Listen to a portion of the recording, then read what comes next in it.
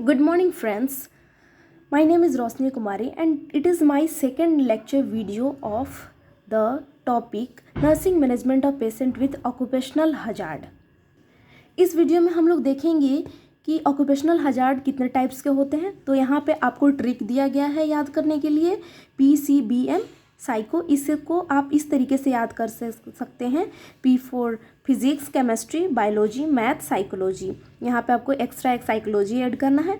So P means physical, C means chemical, B means biological, M means mechanical and P means psychological. So सबसे पहले देखेंगे कि physical, वो सारे physical agents को हम लोग डील करेंगे जो कि एक वर्कर्स में हेल्थ कंडीशन और हेल्थ इमरजेंसी को क्रिएट करता है। तो सबसे पहले देखेंगे हीट।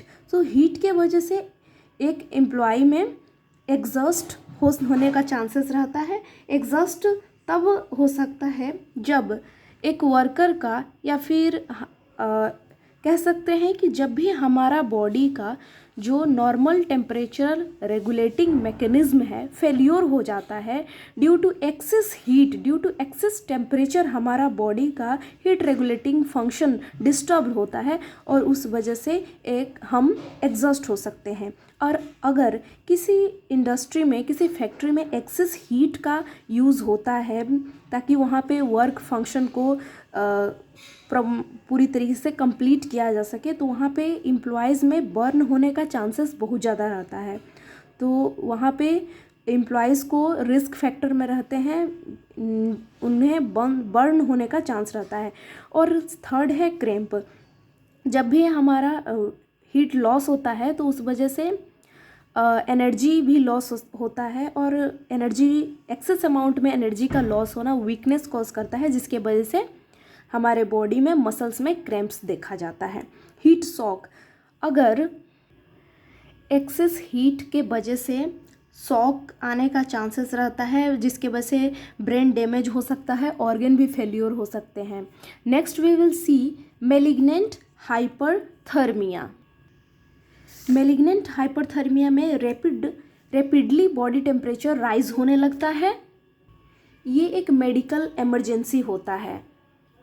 इसके वजह से पेशेंट को शॉक आ सकता है, हेवी स्वेटिंग हो सकता है, ब्लीडिंग भी हो सकता है, कन्फ्यूजन क्रिएट हो सकता है, साथ ही लो ब्लड प्रेशर कॉज हो सकता है।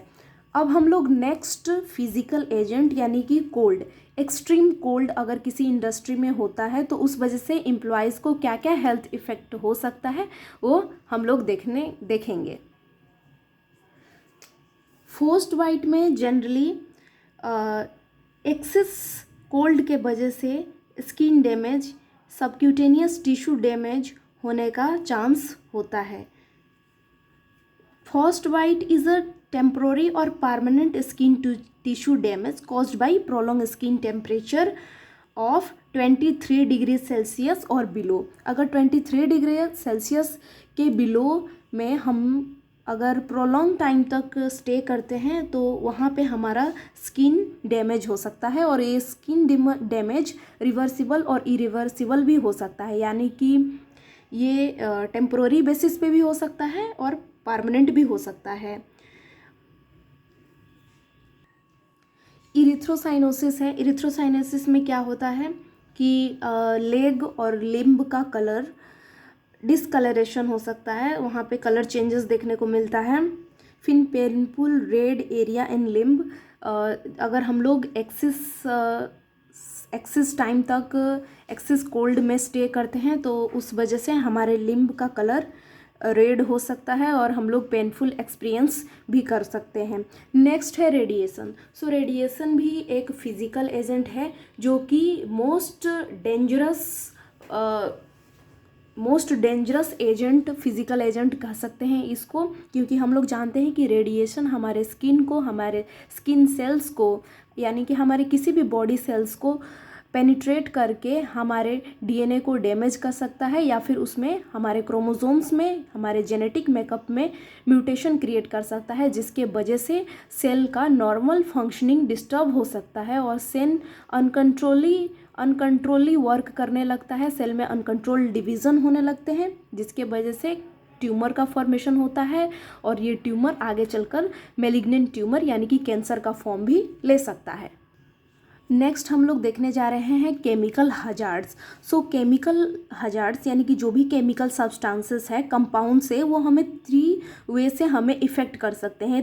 3 ऐसे वे हैं जिसके थ्रू ये केमिकल्स हमारे बॉडी में एंटर कर सकते हैं और हमारे बॉडी में जाकर रिएक्शन कर सकते हैं। पहला तो लोकली, अगर कोई गैस या फिर हार्मफुल केमिकल हमारे स्किन के कांटेक्ट में आता है, लोकली अगर हमारे कांटेक्ट में आता है तो वो डिजीज़ कॉज कर सकता है, इम्पेयर्ड कॉज कर सकता है। कुछ एग्जांपल दिया जाए तो डर्मेटाइटिस यानी कि इन्फ्लामेशन ऑफ स्किन हो सकता है अगर लोकली कोई केमिकल या फिर हार्मफुल गैस के कांटेक्ट में हमारा स्किन आता है तो, या फिर किसी तरह का अल्सर क्रिएट हो सकता है। अगर हम लोग किसी हार्मफुल गैस को इनहेल कर लेते हैं, इनहेलेशन के थ्रू भी केमिकल एजेंट हमारे बॉडी में एंटर कर सकता है। अगर हम किसी हार्मफुल गैस को इनहेल कर लेते हैं जैसे कि कार्बन मोनोऑक्साइड और carbon dioxide, sulphuric acid, nitrogen peroxide, इस सब गैस को अगर हम लोग इनहेल कर लेते हैं तो ये हमारे लंग्स को इफ़ेक्ट करता है, साथ ही मेंटल फंक्शन को भी डिस्टर्ब करता है। अगर कोई केमिकल सब्सटेंस है जिसका साइज की 5 माइक्रोन से भी छोटा है, लेस देन 5 माइक्रोन है, तो वो हमारे लंग्स में एंटर कर सकता है और ऑब्स्टकल क्रिएट कर सकता है हमारे नॉर्मल रेस्पिरेटरी फंक्शन को।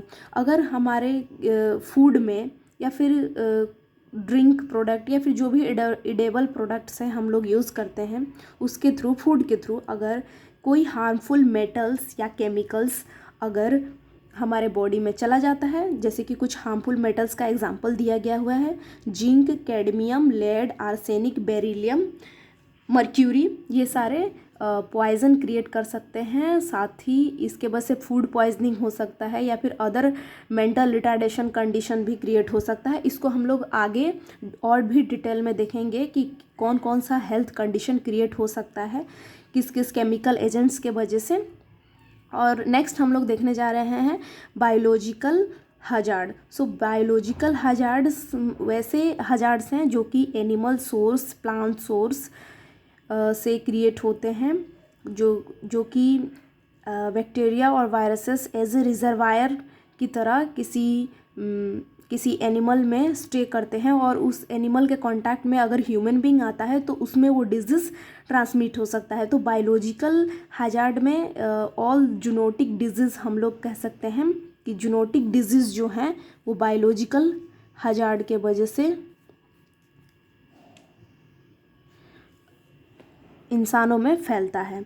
सो इसका कुछ एग्जाम्पल दिया गया है, brucellosis, anthrax, fungal infection, leptospirosis. So ये कुछ बायोलॉजिकल हजार्ड के वजह से क्रिएट होने वाले डिजीज़ का एग्जाम्पल है। Next C mechanical hazard. So mechanical hazards क्या होते हैं?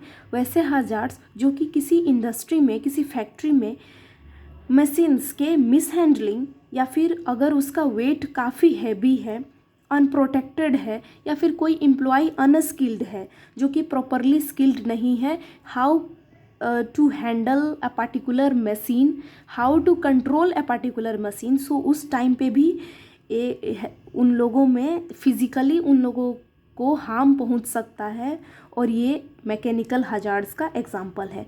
नेक्स्ट सी साइकोलॉजिकल हजार्ड। सो और बहुत सारे साइकोलॉजिकल कंडीशंस, एम्प्लॉयज़ का साइकोलॉजिकल कंडीशन, इट्स मीन उसका मेंटल, बिहेवियरल और उसका इमोशनल कंडीशन भी उसके वर्क प्लेस में उसको हार्म पहुंचा सकता है। तो इसमें कुछ एग्जाम्पल दिया गया है, frustration, anxiety, stress, behavioural changes, heavy work loading, ये सारे साइकोलॉजिकल हजार्ड्स हैं जो कि एम्प्लॉयज़ को इफ़ेक्टेड करते हैं।